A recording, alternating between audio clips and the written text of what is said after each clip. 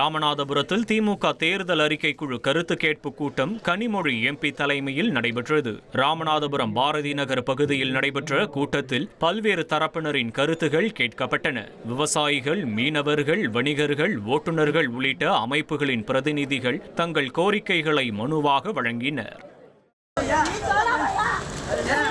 கோவையில் வயதான தம்பதியை ஆட்டோ ஓட்டுநர்கள் சரமாரியாக தாக்கியது சர்ச்சையை ஏற்படுத்தியதைத் தொடர்ந்து அதற்கு விளக்கமளித்து ஓட்டுநர் ஒருவர் வீடியோ வெளியிட்டுள்ளார்.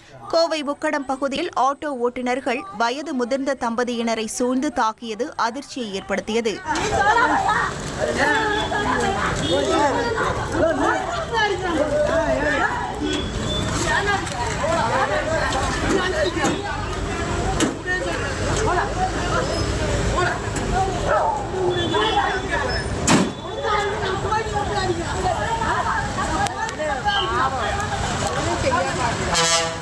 இதனிடையே தம்பதியை தாக்கிய ஆட்டோ ஓட்டுநர் முஸ்தபா அதற்கு விளக்கமளித்து வீடியோ ஒன்றை வெளியிட்டுள்ளார்.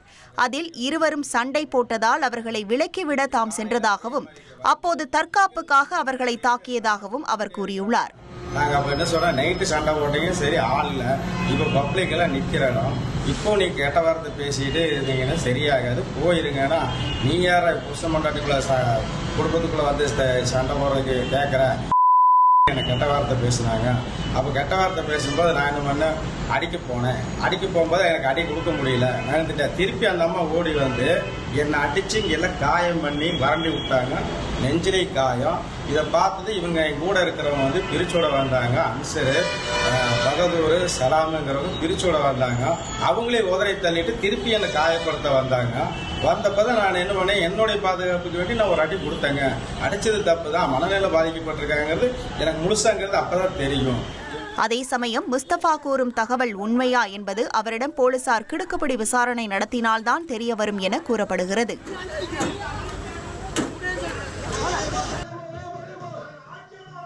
தாம்பரம் மாநகராட்சி பட்ஜெட் கூட்டத்திலிருந்து அதிமுக கவுன்சிலர்கள் வெளிநடப்பு செய்தனர்.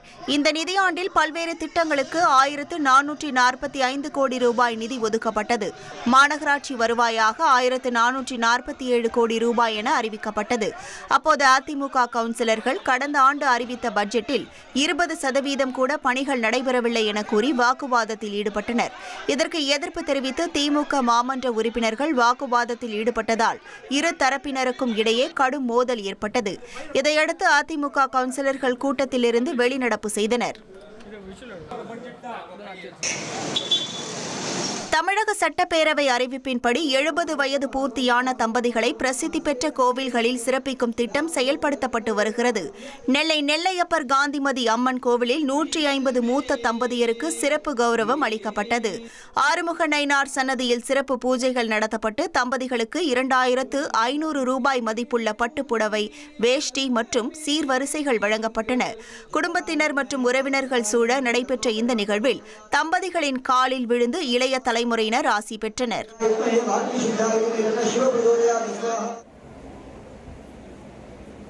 தமிழக முதல்வர் அறிவிப்பின் பேரில் இந்து சமய அறநிலையத்துறை கோயில்களில் 70 வயது பூர்த்தியான தம்பதிகளை சிறப்பிக்கும் திட்டம் நடைமுறைப்படுத்தப்பட்டுள்ளது. அதன் ஒரு பகுதியாக திருச்செந்தூர் சுப்பிரமணிய சுவாமி கோவிலில் 70 வயது நிறைவு செய்த 101 தம்பதிகளுக்கு சிறப்பு செய்யும் விழா நடைபெற்றது. கோவில் நிர்வாகம் சார்பில் பட்டு வேஷ்டி, சேலை உள்ளிட்ட சீர்வரிசைகள் வழங்கப்பட்டன. தொடர்ந்து சுவாமி தரிசனம் மற்றும் அறுசுவை விருந்து ஏற்பாடு செய்யப்பட்டது.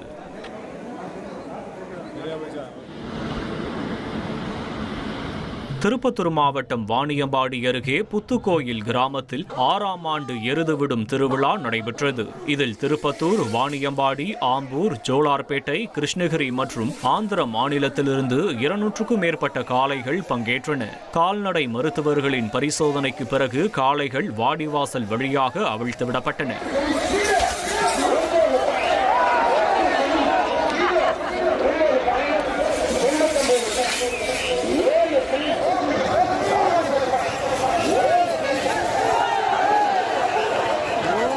இலக்கை விரைவாக சென்றடைந்த காளைகளுக்கு 1 லட்சம் ரூபாய் முதல் பரிசு உட்பட மொத்தம் 51 பரிசுகள் வழங்கப்பட்டன.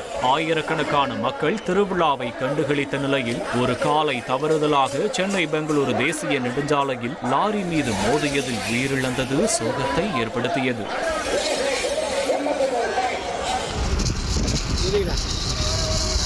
கும்மிடிப்பூண்டியில் அரசு பேருந்தில் பள்ளி மாணவர்கள் சாகசம் செய்த அதிர்ச்சி காட்சிகள் வெளியாகியுள்ளது. திருவள்ளூர் மாவட்டம் கும்மிடிப்பூண்டியில் அரசு பேருந்தில் பயணித்த பள்ளி மாணவர்கள் சிலர் படிக்கட்டில் தொங்கியபடி கால்களை தரையில் தேய்த்து கொண்டு சென்ற சம்பவம் வலைதளங்களில் வைரலாக பரவி வருகிறது. இதுபோன்ற செயல்களில் ஈடுபடும் மாணவர்களை கண்காணிக்கவும் கட்டுப்படுத்தவும் பெற்றோர் மற்றும் அதிகாரிகள் முன்வர வேண்டும் என்ற கோரிக்கை எழுந்துள்ளது. ஜூம் பண்ணிடுறேன்,